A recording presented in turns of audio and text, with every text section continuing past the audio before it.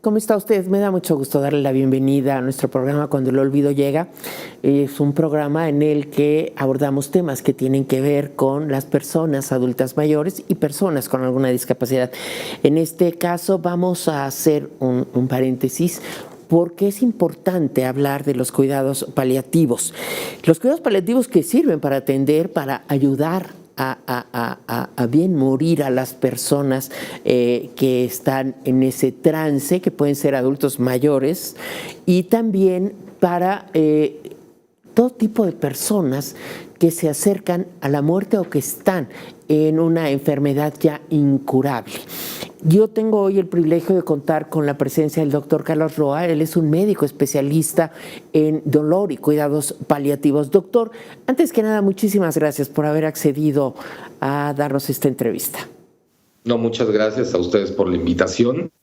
Y si podemos hacer lo que platicábamos fuera del aire, de difundir la palabra, de compartir qué son los cuidados paliativos y quiénes pueden verse beneficiados de los mismos, pues yo creo que estamos haciendo mucho no solamente por los pacientes de edad avanzada, sino antiguamente, te voy a comentar, que los cuidados paliativos se ofrecían a un paciente que tuviera una expectativa menor de los 6 meses de vida. Afortunadamente el concepto cambió. Desde hace 2 años la Organización Mundial de la Salud cambió este concepto y ahora se le dan los cuidados paliativos o se le tienen que dar los cuidados paliativos a cualquier persona que tenga una enfermedad que pueda ser potencialmente mortal o incapacitante, independientemente de que tenga tratamiento curativo o no.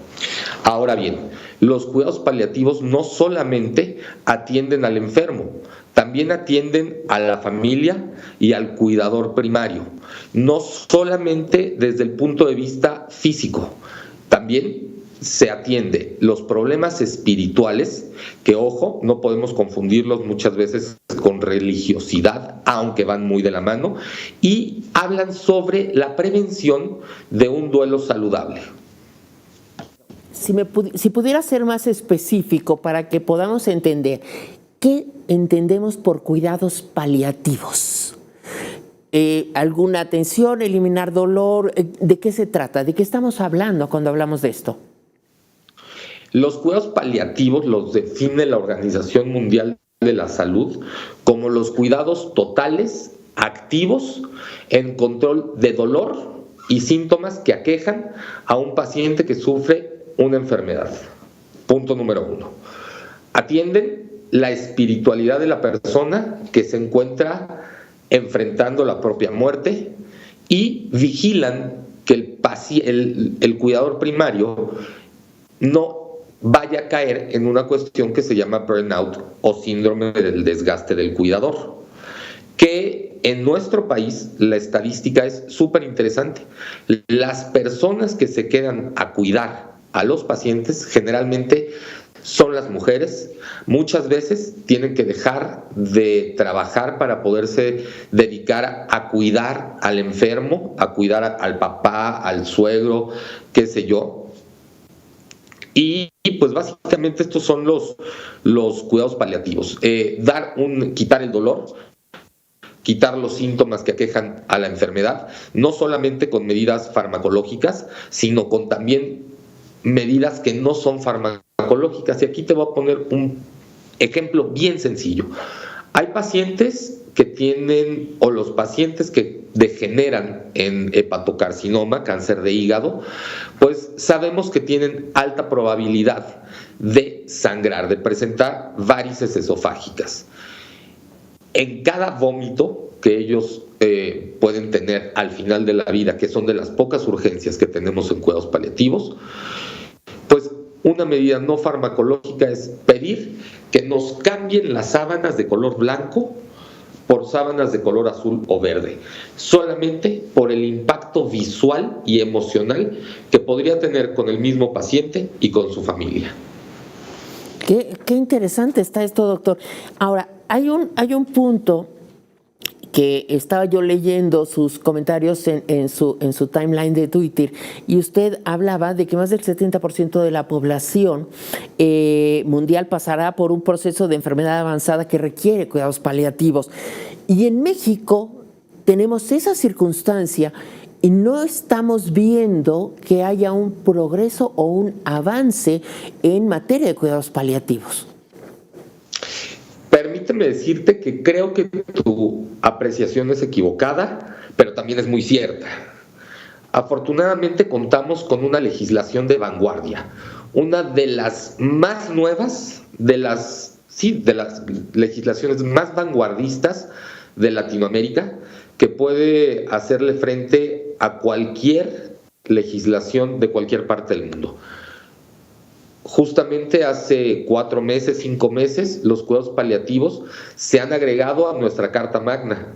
Es un derecho constitucional ya el que el paciente en situación de terminalidad o que presenta una enfermedad potencialmente mortal o incurable, independientemente de que tenga tratamiento curativo o no, debe de recibir, o sí, cuidados paliativos. Ahora, esto es en la ley, lo llevo a la práctica.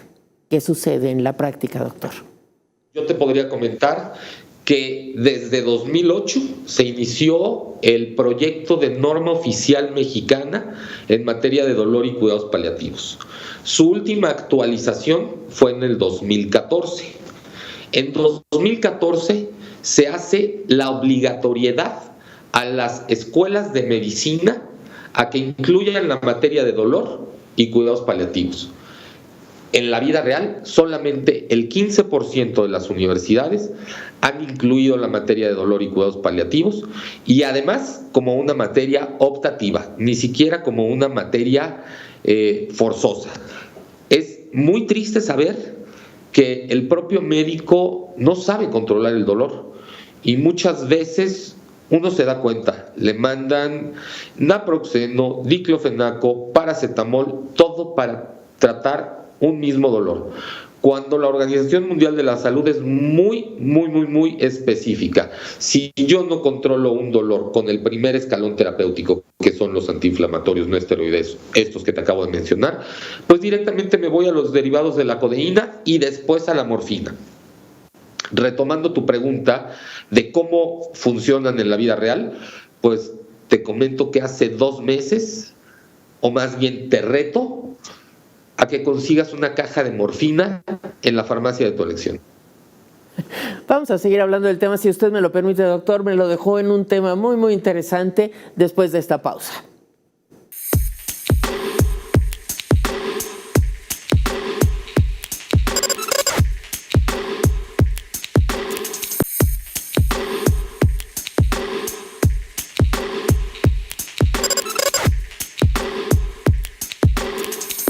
Doctor, nos quedamos en la práctica, lo que sucede en la práctica, y nos hablaba usted de la morfina. Es un tema del que no se habla mayormente en México y la gente muere con mucho dolor. Estamos hablando en este programa en el caso de los adultos mayores. Seguramente más adelante podremos hablar de los niños, que usted ha trabajado mucho este tema. Pero ¿qué pasa en la realidad? ¿Qué pasa con la industria farmacéutica? ¿Qué pasa con las políticas públicas en este sentido en nuestro país? Te voy a dar datos que son terroríficos. Y tiene que ver con una cosa que se llama la carga del sufrimiento relacionado con la salud. En México, anualmente, mueren 229,000 personas con gran sufrimiento relacionado a su enfermedad. Esto quiere decir que no tienen el acceso a los medicamentos opioides, a los analgésicos potentes del tipo morfina, porque o está en desabasto,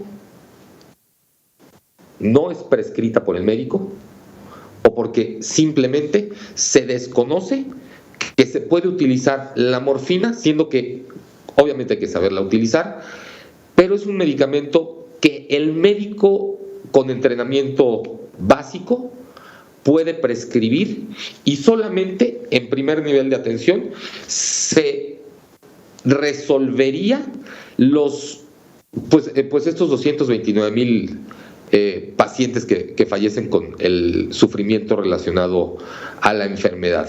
Otro dato que te puedo dar es que en nuestro país costaría 314 millones de dólares anuales para poder dar cuidados paliativos a la población.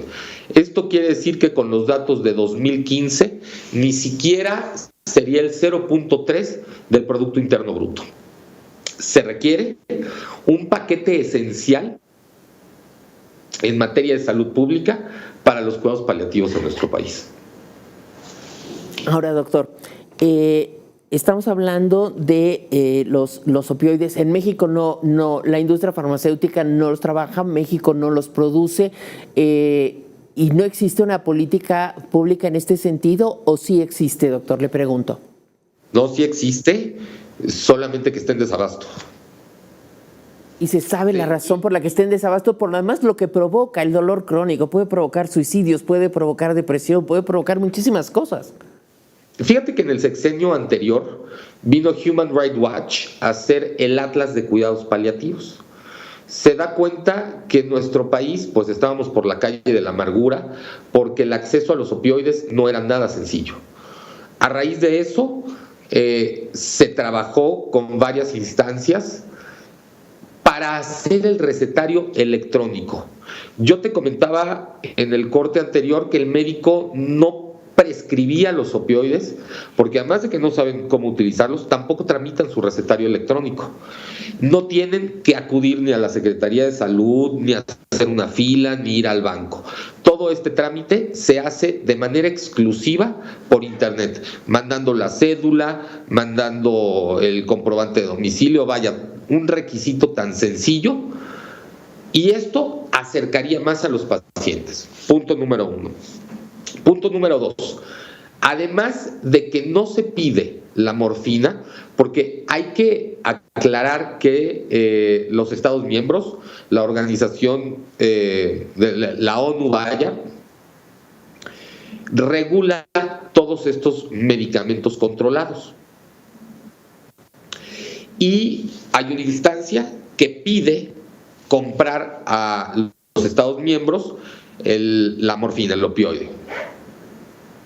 El 88% de la compra que se hace de morfina en el país es para jarabes para la tos.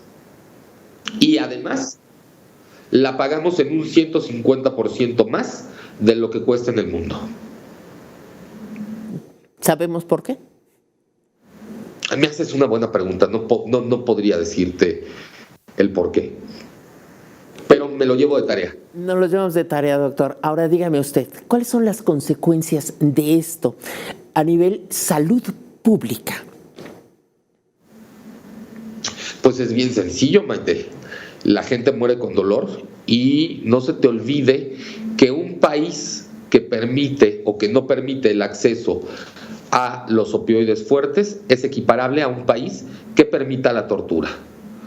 Yo creo que esto es gravísimo, porque si no contamos con un paquete esencial, que yo te comentaba, representa el 0.84% del gasto de salud pública de nuestro país, 0.1% del Producto Interno Bruto. La morfina, y voy a hablar mucho de la morfina oral de liberación inmediata y la inyectable, es fundamental para los cuidados paliativos. Es efectiva, económica, y aún cuando yo te decía que se paga en un 150% más de lo que se paga en el resto del mundo. Más o menos, sí. México en el año de 2014, que son los últimos datos, toda esta información que te estoy compartiendo lo podemos encontrar en el informe Lancet, o sea, que es una publicación seria, científica, real. O sea, no estamos inventando ni estamos teniendo otros datos, ¿no? Pues se recibieron 254 kilos de morfina en nuestro país. Y de todo esto, el 88% fue usado para jarabes para la tos.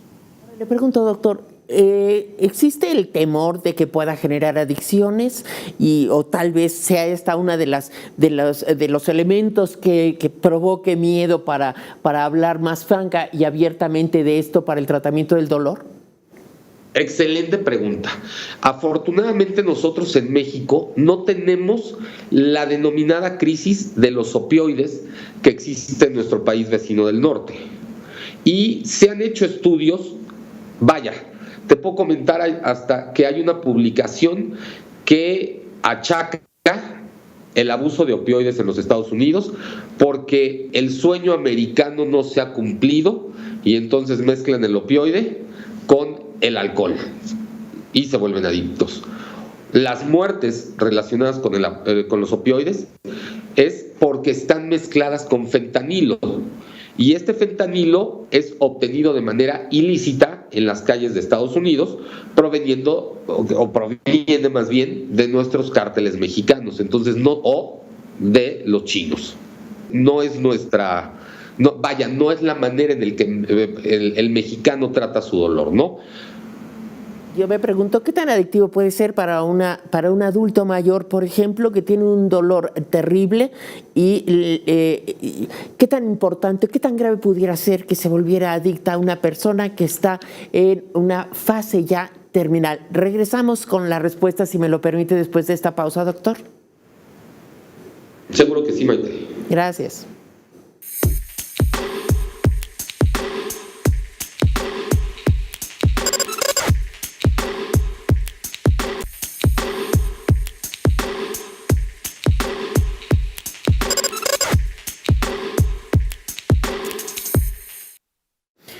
Bien, regresamos, doctor, le agradezco mucho. Le había quedado la pregunta, ¿qué tan grave puede ser la adicción de un adulto mayor, por ejemplo, que está ya en lo que se llama fase terminal, por darle un opioide para que soporte los dolores? Primero, permíteme respetuosamente corregirte.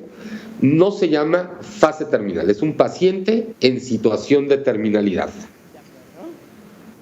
Okay, entonces... Y yo les comento a mis pacientes, porque este es un temor generalizado, ojalá que tuvieran el tiempo para volverse adictos a un opioide.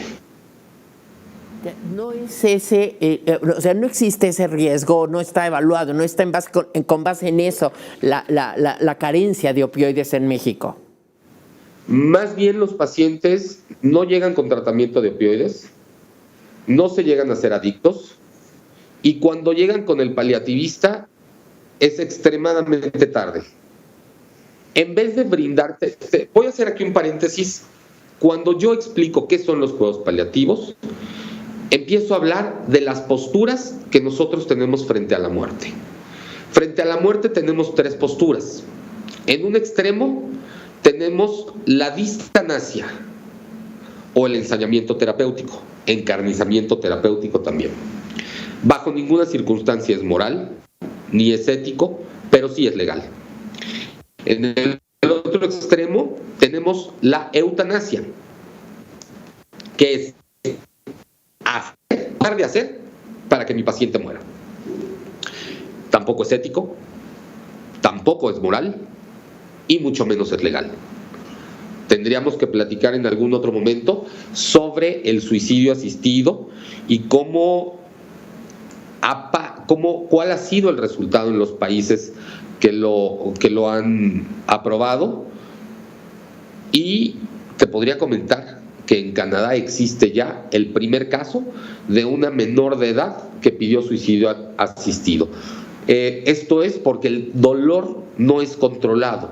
El paciente, salvo el 1%, un 1% que ya se controló su dolor, ya se controló los síntomas que lo aquejan y ya se descartó que tiene sufrimiento emocional, entonces este paciente sería candidato a recibir suicidio asistido o eutanasia. Yo te diría que primero tendríamos que tener acceso a los cuidados paliativos en México, controlar a todos nuestros pacientes liberarlos de dolor y los síntomas que acompañan, desde una política de salud pública, desde primer nivel de atención, que esto tiene que ver con la gestión, con el monitoreo y lineamientos, con el financiamiento, con la prestación, con la generación de recursos, no solamente humanos, sino también técnicos, y con la información y la investigación, porque no tenemos investigación en México. Entonces, el paciente no llega con morfina, es muy difícil que te manden a un paciente a tiempo, desde, como yo te comentaba al inicio del programa, cuando se diagnostica una enfermedad que puede ser potencialmente mortal, y llegan tarde. Hay muchas veces que a mí me toca llegar a sedar al paciente. Muchas veces ni siquiera puedo yo entablar comunicación con mi paciente, y te voy a compartir una experiencia de este domingo que pasó. Suena mi número celular, tomo la llamada y me piden que por favor acudiera a hacer visita domiciliaria para ver a una paciente de edad avanzada que habían sacado del hospital. Cuando entro a la habitación de la señora, nada más con verla, era franca y evidente su estado de agonía. Más tarde yo en entrar, que en lo que salí a hablar con la familia para decirle que la señora se encontraba en sufrimiento, en agonía, y que el estado era irreversible, que lo ético y lo moral era hacer una cosa que se llama sedación paliativa o sedación terminal, que tiene que ver con un principio filosófico bien interesante. No tiene que ver absolutamente nada con eutanasia. Y entonces esta sedación lo que hace es propiciar que la agonía sea sin sufrimiento, que la gente pueda pasar los últimos momentos de su vida tranquilo. Ya no se va a despedir, ya no tiene remedio, ya no tiene otras posibilidades. Por lo menos le ahorro el sufrimiento, que es más humano. De eso se trata, solamente por humanidad. Te comento, la definición de sedación paliativa o sedación terminal es una sedación profunda y sostenida hasta el momento de la muerte. Y yo te decía que tiene que ver con un principio filosófico muy interesante. Se llama el principio de doble efecto. Mi intención, y tiene que ver con las intenciones, mi intención bajo ninguna circunstancia es terminar con la vida del paciente. Mi intención es aliviar el sufrimiento o el síntoma que lo aqueja. Ejemplo, yo te comentaba al inicio del programa de los pacientes que degeneran con varices esofágicas y que tienen estos sangrados de hasta 1,5 litros por cada vómito. Esa es una indicación para una sedación terminal. ¿Qué otra indicación tenemos para la sedación terminal? Una insuficiencia cardíaca congestiva y el paciente se muere ahogado. Por más oxígeno que yo le ponga, por más en 90 grados que yo lo siente, por más que lo nebulice, el destino va a ser el mismo, morirá ahogado. Entonces, la agonía, la ansiedad, el estrés que produce esta sensación de ahogo es otro indicativo para hacer la sedación paliativa. Regresando al principio de doble efecto. Mi intención debe de ser buena. Esto quiere decir que bajo ninguna circunstancia podría yo pensar en pedir la muerte de mi paciente o que yo vaya a usar esta combinación de fármacos para que él muera. La intención es terminar con el sufrimiento, aunque yo sé que va a presentar un efecto no deseado, que es el cese de las funciones vitales por una depresión respiratoria. Para que el principio de doble efecto se cumpla, tiene que suceder el efecto benéfico o deseado primero o de manera simultánea que el no deseado. Esto quiere decir que si el paciente se sedó, se durmió antes de caer en paro, porque además así se hace, entonces el principio de doble efecto se cumple. Doctor, podríamos quedarnos hablando mucho rato. Me parece que ha sido muy ilustrativa esta charla porque nos permite saber que legalmente tenemos esa posibilidad de aliviar el dolor de nuestros pacientes en situación de terminalidad y, por otra parte, también nos permite la tranquilidad de saber que harán este tránsito hacia la muerte sin dolor. Muchísimas gracias y espero tener la posibilidad de conversar con usted más adelante porque hay otros temas en relación con este que podrían ser de gran utilidad para nuestra audiencia. Muchísimas gracias por la invitación y yo creo que en nombre de todos los pacientes en situación de terminalidad y o con dolor crónico, pues agradezco este espacio para poder difundir lo que los cuidados paliativos hacen en nuestro país. Gracias a usted por la generosidad de su audiencia. Lo invitamos a la próxima emisión de Cuando el olvido llega.